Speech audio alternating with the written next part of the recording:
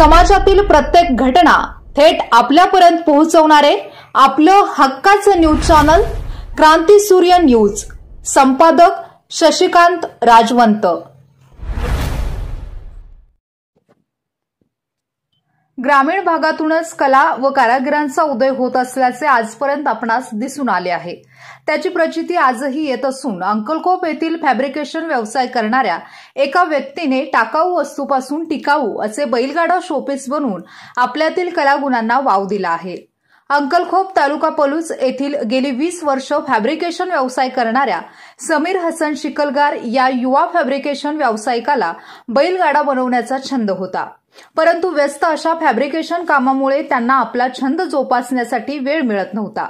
परंतु सन 2019-20 साली आलेल्या कोरोनामुळे देशामध्ये लॉकडाऊन सुरू झाले। यावेळी सर्वच व्यवसाय बंद झाले होते। लोकांना कामाविना घरी बसून राहावे लागत होते। मिळालेल्या रिकाम्या वेळेच्या संधीचा सदुपयोग करीत समीर शिकलगार यांनी आपला छंद जोपासण्यास सुरुवात केली। यावेळी त्यांनी फॅब्रिकेशन कामातील टाकाऊ म्हणजेच कामातील राहिलेल्या शिल्लक साहित्यामधून शोपीस बैलगाडा बनवण्यास सुरुवात केली।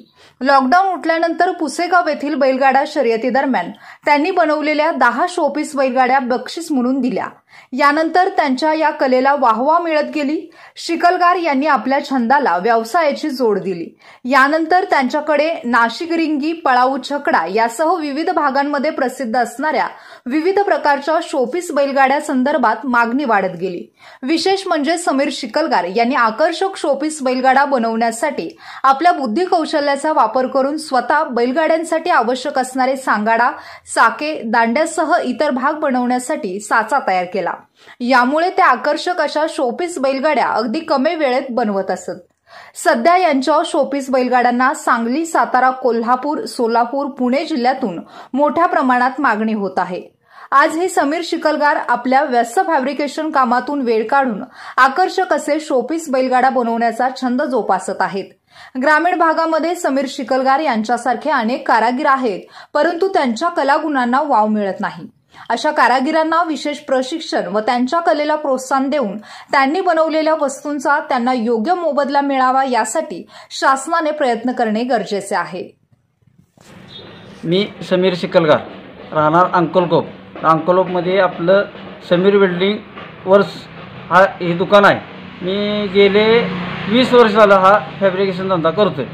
पण मला एक लहानपणापासून एक सवय आहे, एक वेगळ्या पद्धतीची शोपीस तयार करायची। तर मी त्यातून एक लॉकडाऊनमध्ये असं झालं काय करायचं म्हणून मी एक पळाव बैलगाडी तयार केली। अशी बैलगाडी झाली की ती पूर्ण असे म्हणजे सगळीजण त्याला वाहवा करायला लागली। मी त्यातनं जरा पुढं सरकायचा प्रयत्न केला। पुसेगावमध्ये शर्यतीला गेल्यानंतर माझ्या एक डोक्यात आलं की बाबा आपण इथे 10 गाड्या बक्षीस देऊया। मी तिथे 10 गाड्या बक्षीस दिल्या। त्यानंतर जी माझी मागणी वाढली ती माझी मागणी अजून वाढत चालली। माणसं अजून माझ्या पाठीमागं फोन करून लागलेत की बाबा मला आम्हाला एक गाडी द्या, आम्हाला शोपीस द्या, शोपीस द्या, शोपीस द्या। सांगली, सातारा, कोल्हापूर, पुणे ह्या जिल्ह्यातून मला मोठ्या प्रमाणात मागणी वाढू लागली। वेगवेगळ्या भागात प्रचित असणाऱ्या अशा गाड्या मी शोपीस बैलगाडी ही तयार करू लागलो। त्यातून एक नवीन आयटम तयार केला की नाशिक रिंगी म्हणून, आणि मला भरपूर मागणी। माझी आवड अशी झाली की परत मी त्यातून व्यवसायामध्ये वळलो।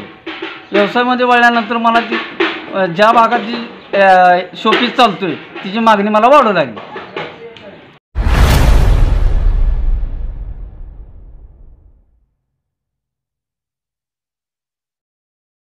क्रांती सूर्य न्यूज। संपादक शशिकांत राजवंत। सबस्क्राइब करा,